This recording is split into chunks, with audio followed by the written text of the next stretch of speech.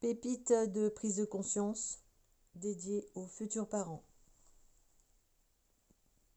Me voilà dans la posture de future maman, avec le buste de la quintessence de la naissance. La prise de conscience du jour. Il y a 30 ans, je me retrouvais enceinte, j'attendais ma fille, bébé surprise.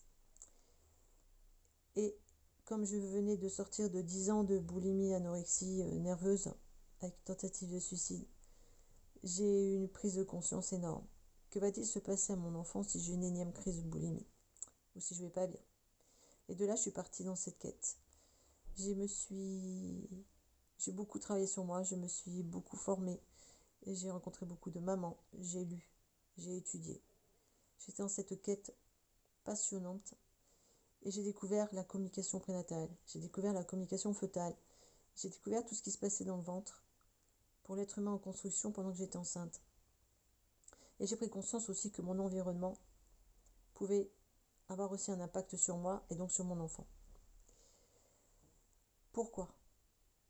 Parce que tout ce que vit la maman, le bébé s'en imprègne. Et à partir de ce qui s'imprègne, le bébé, je ne sais pas si c'est très clair ce que j'ai dit, à partir de tout ce dont il va s'imprégner, le bébé, voilà, c'est mieux, il va se construire, il va développer une stratégie d'attachement ou pas, il va développer certaines blessures ou pas. Ça va conditionner sa vie. Et donc c'est très important de prendre conscience de ça. Et la prise de conscience, elle est collective. C'est-à-dire que ce soit votre fille, que ce soit votre femme, votre compagne, que ce soit votre cousine, votre tata, votre nièce, que ce soit votre collègue, que ce soit une femme dans la rue, dans un événement, tout ce que vous allez pouvoir dire et faire va imprégner la maman et imprégner le bébé. Parfois c'est inconsciemment, et ça c'est ok. Mais voilà, c'est une prise de conscience. Il ne s'agit pas d'infantiliser la mère et de la mettre dans un cocon et non. Il s'agit de prendre conscience de ce que je peux transmettre à la femme enceinte, parce qu'il y a un être humain en construction qui lui va œuvrer par la suite dans cette société, dans ce monde. Il aura des choses à faire.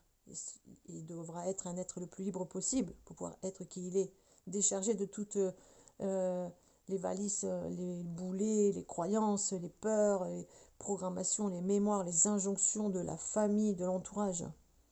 Ok? Donc voilà.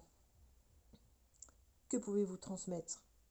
Et comment pouvez-vous le transmettre? Quelle est la qualité de ce que vous pouvez transmettre à une femme enceinte qui va impacter son bébé?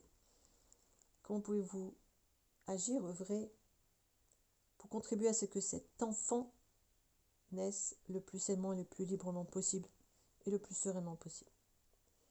Voilà la prise de conscience du jour. À bientôt pour une prochaine prise de conscience et aussi pour des conseils. Voilà, c'était Karine pour la quintessence de la naissance. À bientôt. Bisous, bisous.